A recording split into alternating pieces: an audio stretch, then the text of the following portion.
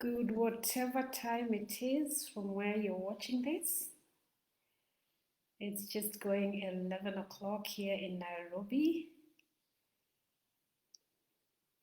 Hello, my name is Mweteeli. I am an author, speaker, and training consultant. I am the founder of Soft Skills Limited, a leading consultancy firm in Nairobi. I am finally done. I'm done with a life of living below my potential. I'm done with a life of shortage. I'm done with mediocrity of any kind. I now focus my life on living a prosperous life in health, in relationships, and in finances. I teach others to make the best of their lives since this is the only shot we get. Now, in this particular video, I like to call my videos Learning Aloud. And in this specific one, I am going to be talking about lessons from my favorite teachers. Now, the whole world is made of words. The world is made of words. And I fully believe that really how you react to things, how you see life will depend on the conversation that's going on in your head. Now, the conversation going on in your head will depend on the words you've heard, what people have said to you, what you've heard, what you have internalized. So I do believe that words are very, very important as we go through life. Now, I'm going to share. I'm not very sure how many I will go into. I'm not going to focus too much on the numbers. I have quite a list. Let me see how long they take. And then once I figure I've shared enough, I'll just stop. Maybe I can pick up from there another day. So I'm taking this very easy. Now, the first one I want to say is this. Now, some of these are people I have met in person. Some of these are quotes from my friends. Some are from people I have met online. Some of them are books I have read, but they're just words that I have picked up and which I have related with. Some I have borrowed to actually become my mantra. So it's various words that I have picked up. And the first one is this: I'm getting older, I'm traveling light. When I first heard that, I said, oh, that is awesome. I'm going to borrow that. I'm going to make it my mantra. I'm getting older, I'm traveling light. Now, we are all older today than we were yesterday. Regardless of what age you are, you want to travel lighter as you're going along. Now, this was actually said in my presence. When one person talked to another one, we're in a group, you have had this reunion, and then we figure, oh no, you know how girls are. We're going to meet again, and one person tells the other, you know what, you have to give me your number. And she said, what do you mean, you don't have my number? She said, no, I'm getting older, I'm traveling light. These contacts, in that case, she was talking in the context of losing some contacts. There's people who in your life are baggage. There's people who are negative energy in your life, and that is the context in which she was speaking. But I look at it like there's a lot of baggage that you can let go of. There's a lot of baggage that you can let go of. For example, your past. If something has happened in your past, whether it was good or it was bad, carrying your past is basically just baggage. There is no need for you to carry your past. Just learn the lesson, step on it, and move on. And so that's the first lesson there. So I'm getting older. I'm traveling light. Now, this second one is quite a favorite of mine. It says, "Let your dash dance." Let your dash dance. Let me explain that a little. Between the year you're born and the year you pass, there's a little dash that they put there. Say, for example, I was born 1970, so 1970 will be put there. And the year that I depart will be put. Now, there will be a little dash in between. That dash represents your entire life. So this speaker is saying, let your dash dance. Like, what's your life? What will your life have been about? Don't just exist. Don't just be here for a short while, for a long time, for whatever length of time you will be given.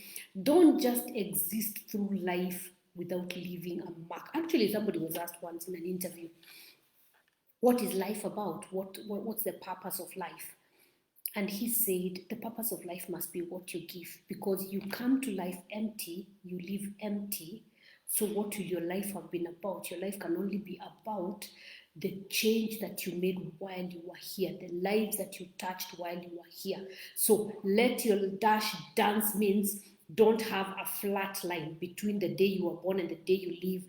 Don't let it be a flat line. Let it dance. Let's have some action. in your life. I actually had something funny at one point. They said that at one point an insurance company refused to pay a life insurance. Somebody had been insured. I'm not sure it's a true story. It's just something that I heard. That an insurance company refused to pay when someone had actually died, and they argued in court that to die you have to have been alive. And I said, whoa. I hope that nobody will ever argue that I did not live, you know.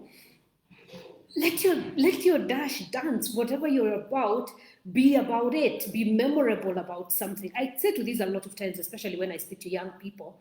I tell them, listen, if you're in school for 4 years and the school principal doesn't know your name, there's something the problem. There's just something the problem. Be the best or the worst. Be something. You know, don't be the kind of person who exists through a school and people don't know the first thing about you. I'm not sure that is now. I went to a school that had a very, very, very special lady as the principal. She was a nun, a Catholic nun, an elderly European woman, and she was absolutely amazing. I had this experience twice. A lot of people had those experiences, and we've shared them.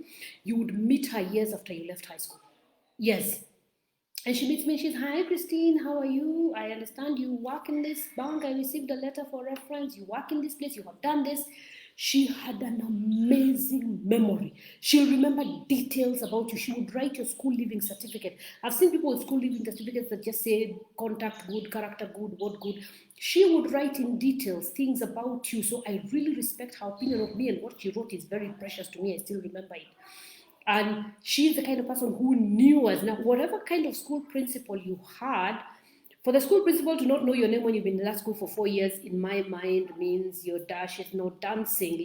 Become known for something, even if it's going to be a bad thing, but just become known for something. So let your dash dance. That's what that means. Now, this is another favorite. Number 3. This is really, I'm not sure which one is a favorite of mine now, because this is a real good one. It says success is the study of the obvious. Isn't that nice? Isn't that interesting? Success is the study of the obvious. Now, I'm talking about favorite quotes here. I'm very unlikely to say anything you haven't heard before. I'm very unlikely. Now, I do webinars, I do trainings, I do conferences. It's what I do for a living. And I usually tell people, listen, you might not hear anything new here, but what you hear is going to affect you differently depending on where it finds you. Depending on where it finds you, you're going to hear it differently. Success is the study of the obvious. The people who have what you're trying to achieve have not necessarily done anything special. They've not necessarily done anything special. They've just done those things that look obvious, you know. I remember at one point somebody was asking me, what do I do, for health, and there's all sorts of diets that were coming on, and there's always something fashionable going on. And at that point, it was this whole intermittent fasting that was happening. And I told her, you know what, me, I like to keep it very, very simple. This is how I like to look at it. At the end of the day, I need to take out more than I took in.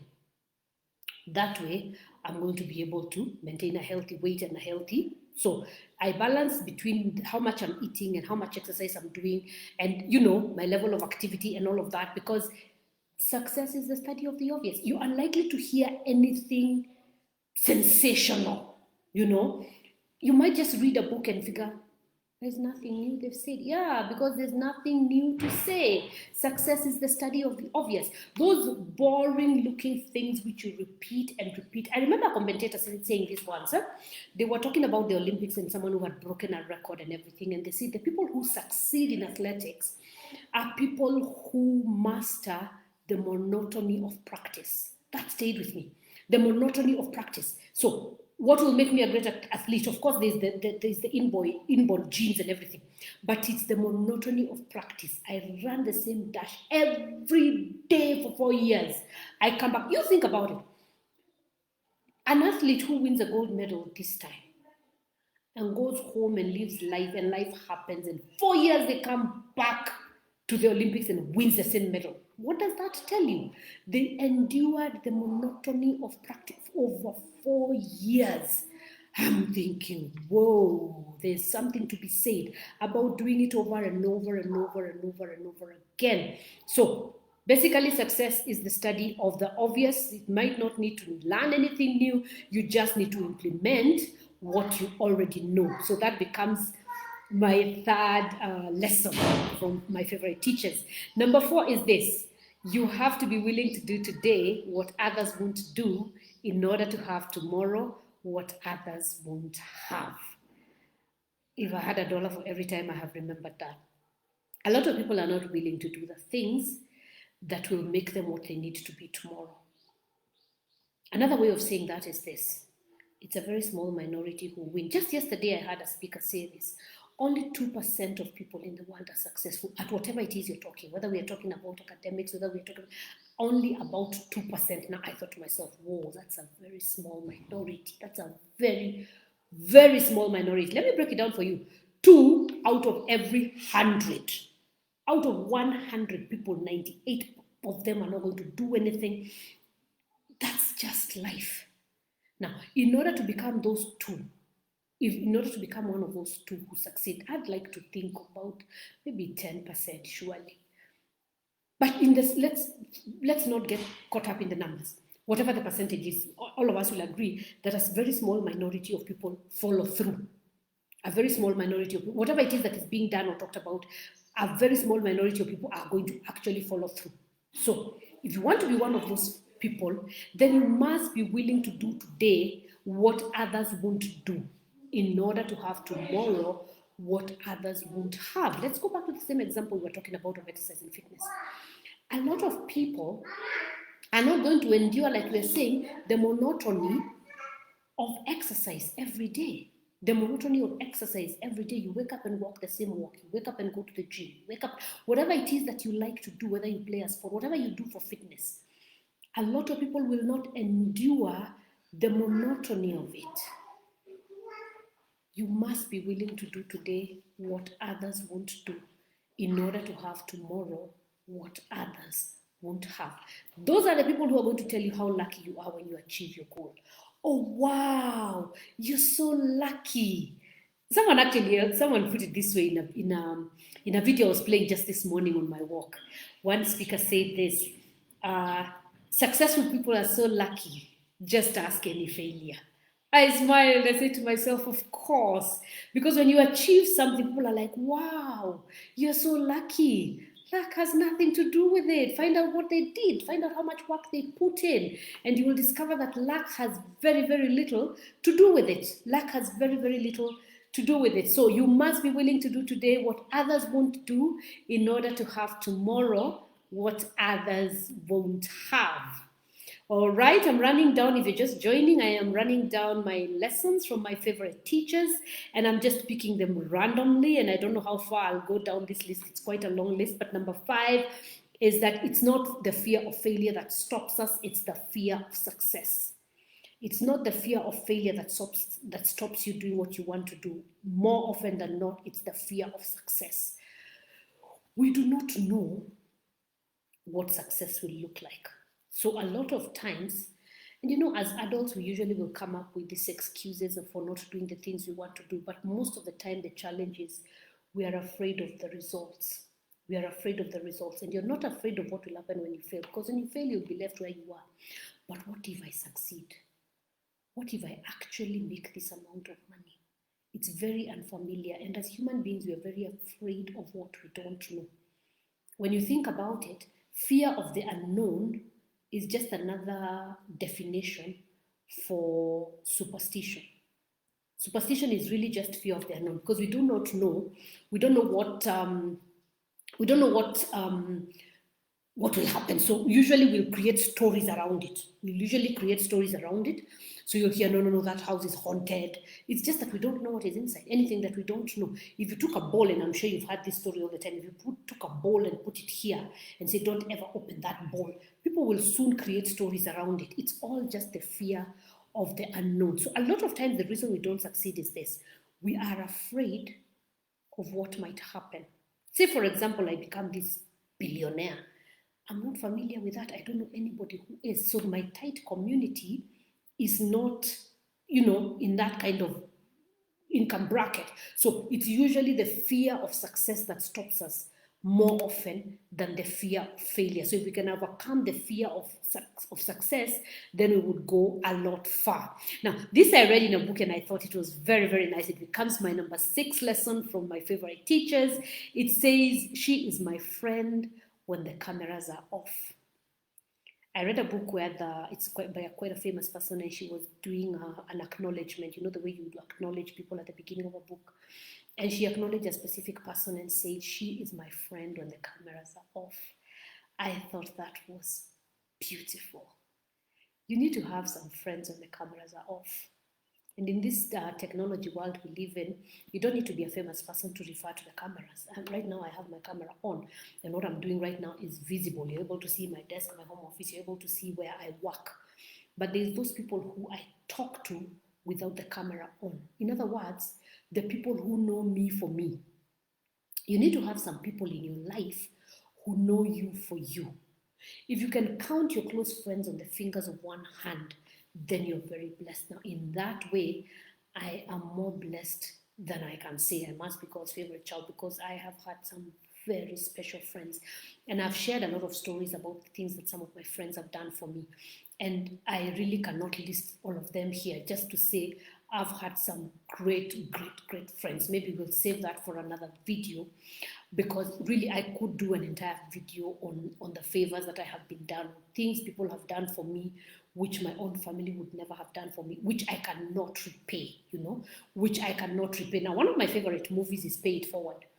And the most that I can do is to just pay it forward, because somebody does you a favor which you can really not repay it. You cannot repay it. There's no way you can repay that favor. So the best that you can do is to just pay it forward. Do someone else a big favor of that level. So she is my friend when cameras are off. I have some specific friends that I have said that to. You know what? You are my friend when the cameras are off. So that became a favorite lesson of mine, again, from one of my favorite teachers.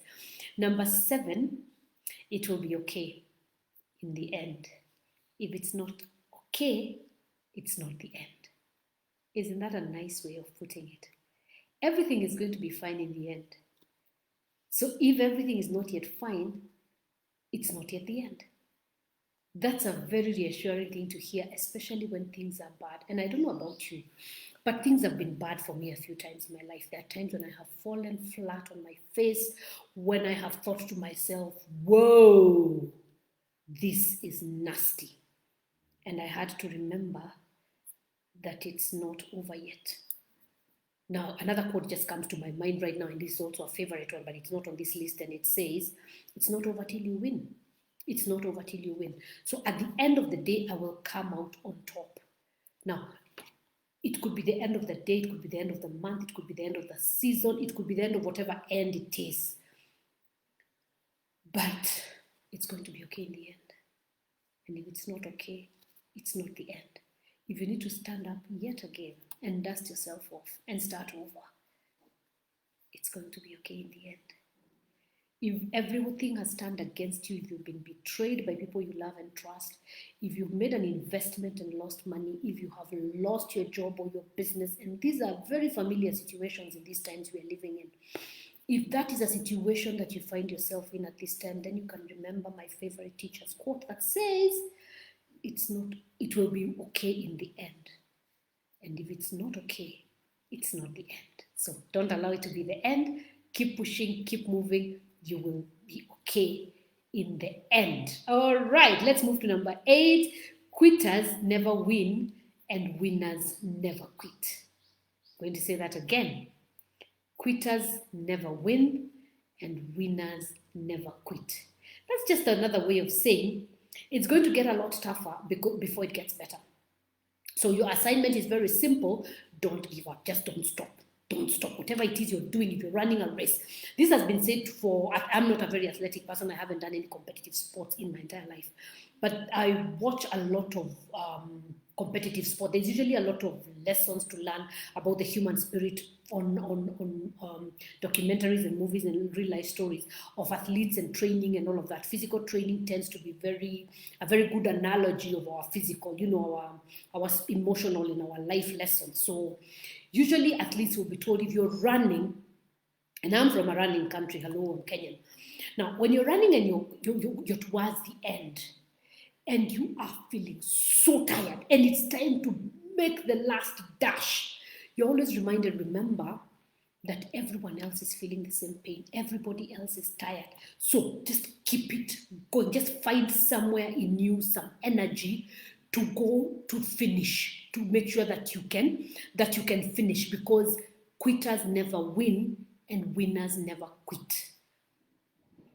Another way of saying it is this: if you did not have any other quality, if you did not have any other quality, if you didn't have business acumen, if you did not have wisdom, if you did not have hard work, if you did not have business experience, if you did not, whatever it is you lack, if you had one quality, persistence, then you're going to succeed in life.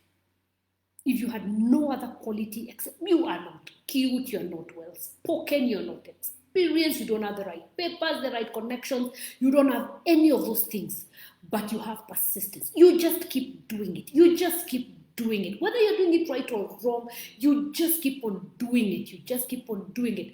The fact that you don't quit means that you're going to succeed in the end. So quitters never win and winners never quit. So whatever it is that you're doing, keep doing it until you get to the end. Now, this one I learned very recently. I have learned only to apply this one very recently. Number 9 is this: be detached from the outcome. Be detached from the outcome.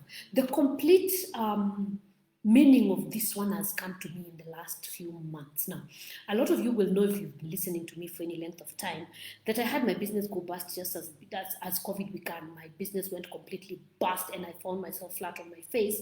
I was totally unable to fend for my family because my business went completely bust. I'm in the business, like I mentioned just now, of training and meetings and conferences and seminars. And so when we went into lockdown, there was no way any of that was happening. And so my revenue plummeted without any notice to zero, to absolutely zero. Now, I suddenly find myself unable to make my ends meet. And this is what I did. That was actually God's grace completely. I got in touch with one of my teachers, and we were actually getting in touch to discuss a live interview he needed to do with me. And we got to talking, and in the middle of our conversation, I burst into tears, and I, explained, I told him, Lord, I am at the end of myself, and I explained the situation, and that's all detail for another day. But what happened is we wound up in a partnership, and we were doing a training. And once I did my video, the first video that I did to get people to come in, because now I needed to get a training to kind of break out of the quagmire that I was in. And I couldn't afford the training. And so we found a way, which I thought became a solution for me. If I could find a group of 10 people, then the training could become cheaper for me.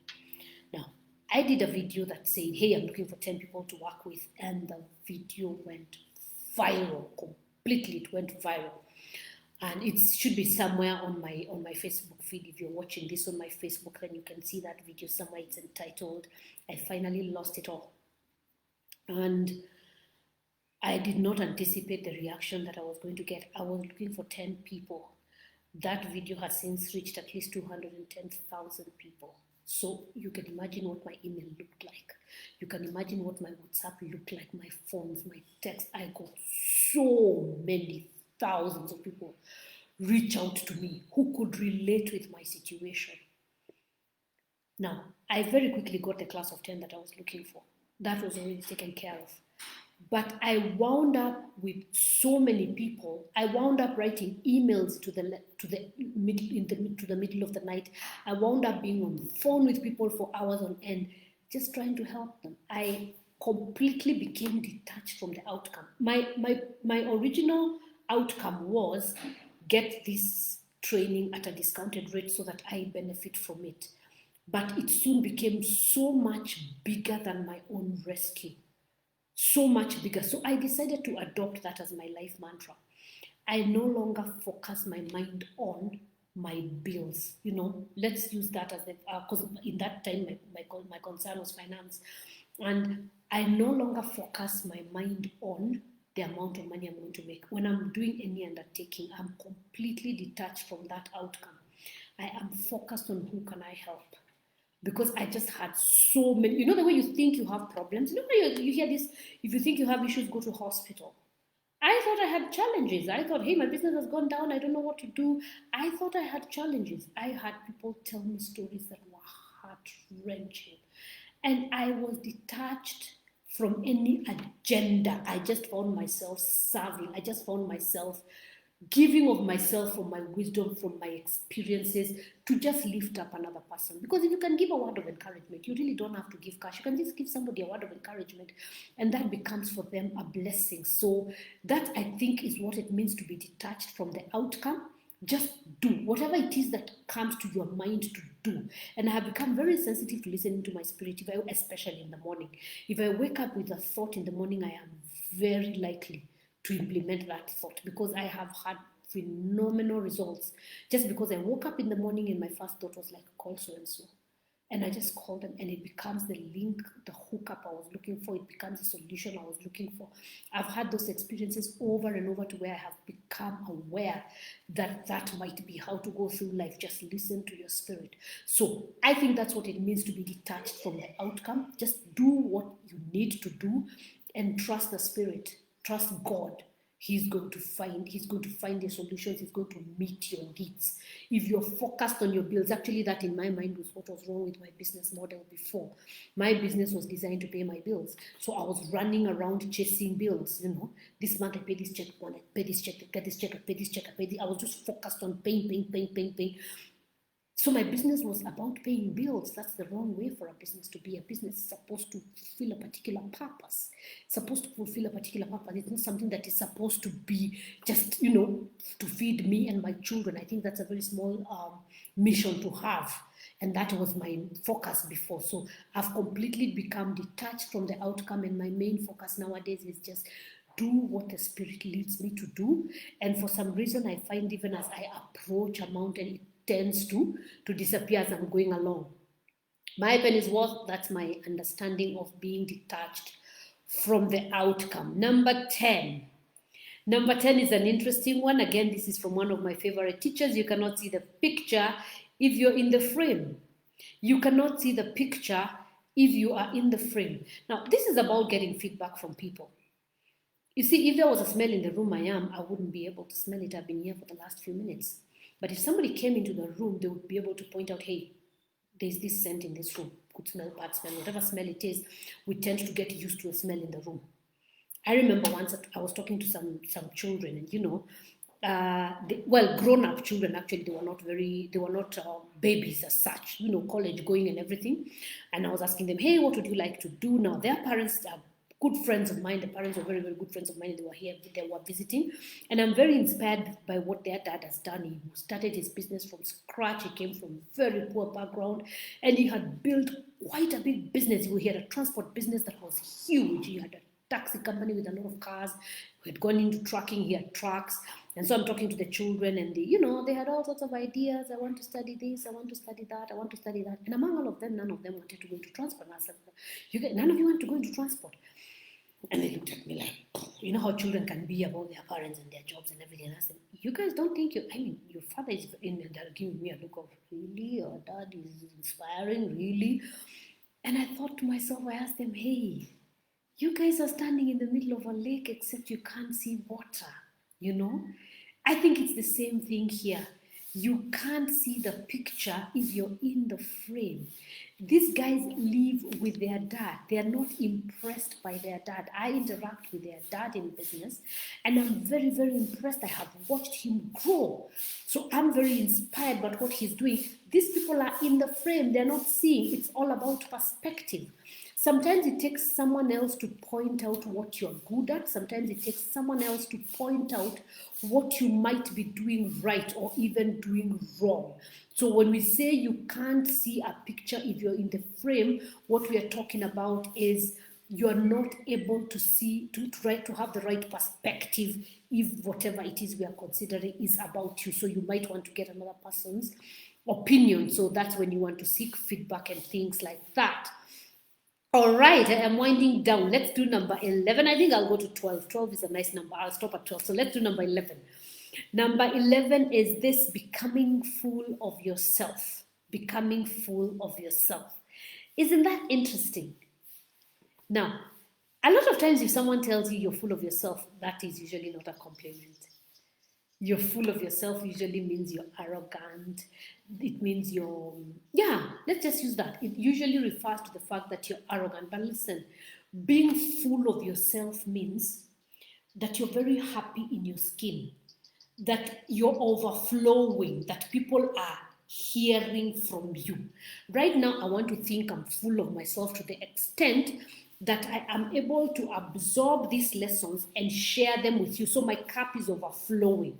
So become full of yourself is not an insult. It's not a negative thing. It's not one of those things you will hear that she's so full of herself.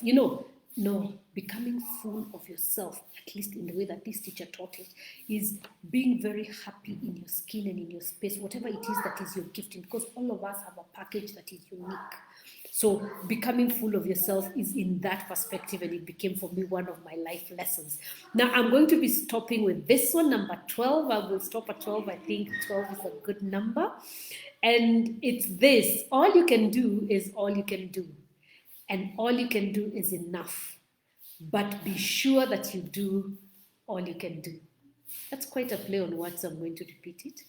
All you can do is all you can do. And all you can do is enough. But be sure that you do all you can do. If there is something you know how to do, please do it. If there's someone you know how to help, please help them. If there's any wisdom that you have in your mind, please share it. My name is Christine, and I'll talk to you again soon. Please put some comments below. Please share this. Please talk to people about it. Please let me know which one of my life lessons is something you like, is something that you will adapt, and let's keep the conversation going. Have a great day.